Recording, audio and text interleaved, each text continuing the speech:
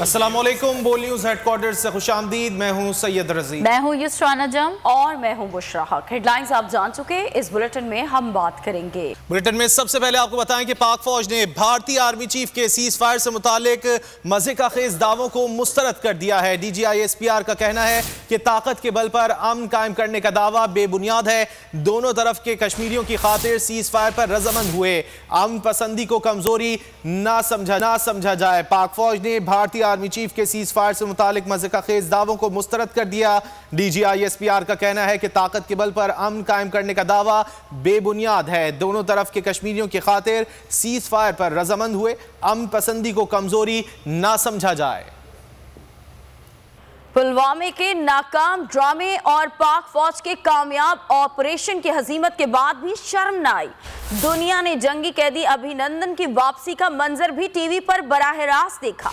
पाकिस्तान का शुक्रिया अदा करने की बजाय भारत ने उल्टा नए ड्रामे रचाने की धमकियों का सिलसिला तेज कर दिया। लेकिन दुनिया को भारत की वो अजीम रुसवाई आज भी याद है। पुलवामा के नाकाम ड्रामे और पाक फौज के कामयाब ऑपरेशन की हजीमत के बाद भी भारत को शर्म न आई।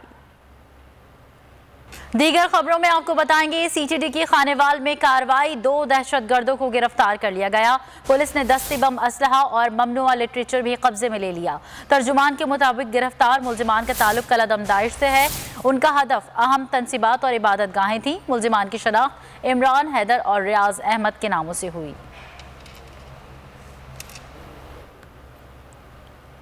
जनूबी एशिया में मसला कश्मीर के हल तक अमन मुमकिन नहीं। भारत ताल्लुकात बहाल करना चाहता है तो 5 अगस्त का इकदाम वापस ले। सेनेट में कायदे हिज़्ब इख्तिलाफ यूसुफ रज़ा गिलानी का इजहार ख्याल, कहा कि भारत कश्मीरियों की नस्ल कुशी करके आबादी के तनासुब को बदलने की कोशिश कर रहा है।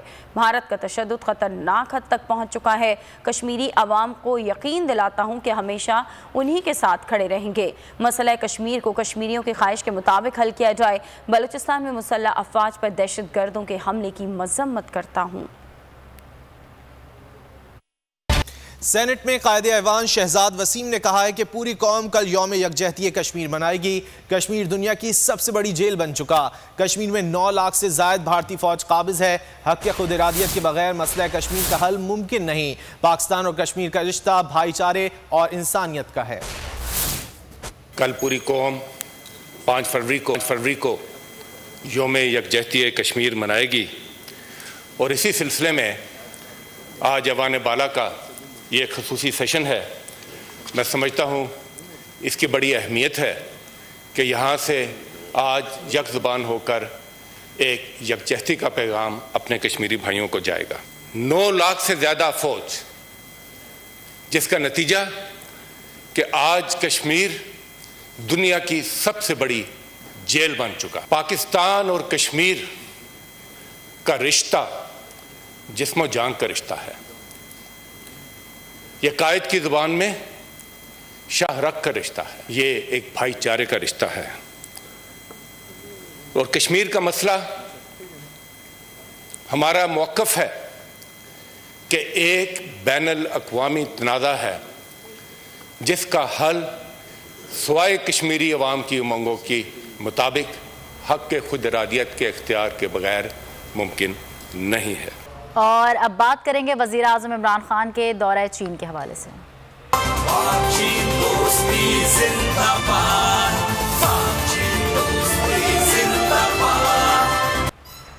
वज़ीर आज़म इमरान खान की चीन में सरमायाकारों के साथ वीडियो कॉन्फ्रेंसेस, पूरा दिन मुलाकातों का सिलसिला जारी रहेगा। वज़ीर आज़म वफ़द के साथ सरमाई ओलंपिक्स की इफ्तिताही तकरीब में भी शिरकत करेंगे। वफाकी वज़ीर इत्तलात चौधरी फवाद हुसैन कहते हैं इमरान खान मुल्क के पहले सरबराह मुमलिकत हैं जिन्हें ओलंपिक्स में शिरकत की दावत दी गई है।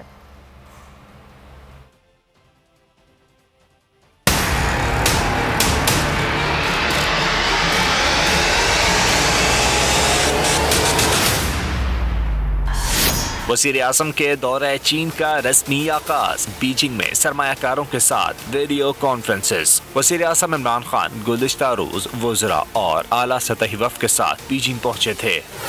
वज़ीर आज़म आज मसरूफ़ दिन गुजारेंगे व मुख्तलिफ वफूद से मिलेंगे।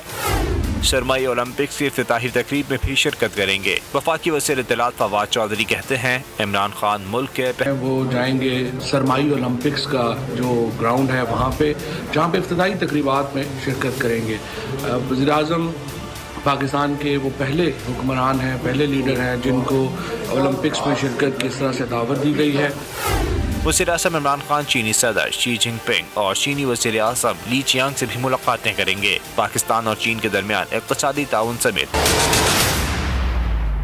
एहतसाब अदालत लाहौर में शहबाज शरीफ और अहले खाना के खिलाफ मनी लॉन्ड्रिंग रेफरेंस की समाअत हमजा शहबाज अदालत में पेश हो गए। कोरोना में मुब्तला शहबाज शरीफ के वकला ने हाजिरी से मुआफ़ी की दरख्वास्त दायर कर दी। शरीफ फैमिली के वकील अमजद परवेज़ ने अदालत को बताया कि शहबाज शरीफ कोरोना की वजह से अभी तक बेड रेस्ट पर हैं। डॉक्टर्स ने उन्हें आराम तजवीज़ किया है। अदालत ने हमजा शहबाज को हाजिरी लगाकर जाने की इजाज़त दे दी। समाअत के दौरान नैब गवाहन शरीफ फैमिली के वकील ने जिरा की।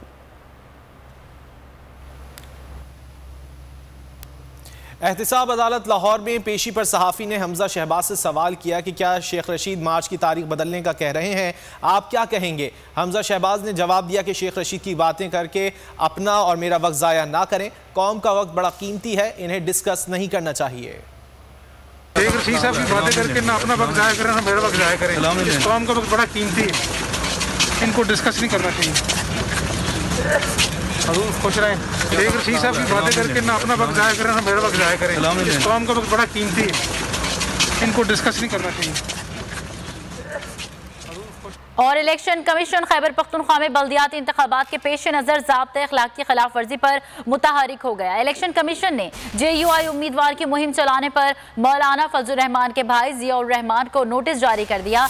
इलेक्शन कमीशन की जानिब से जारी नोटिस में कहा गया है कि इंतखाबी मवाद पर आपकी तस्वीर छपी हुई हैं, आप बतौर सरकारी अफसर किसी भी तरह इलेक्शन मुहिम में हिस्सा नहीं ले सकते। आपने 3 फरवरी को एक उम्मीदवार के सियासी इज्तिमा से भी खिताब किया।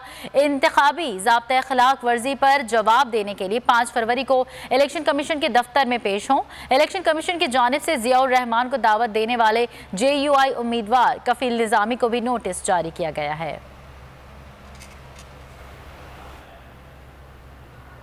रहनुमा मुस्लिम लीग नून मरियम औरंगजेब ने यह दावा किया है कि हर पाकिस्तानी पर वाजिबुल अदा कर्ज में 50% इजाफा कर दिया गया।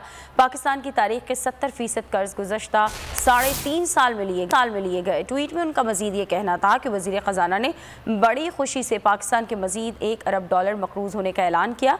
इस कौमी जुर्म की अदायगी पाकिस्तान के नौजवान और आने वाली नस्लों को करना पड़ेगी।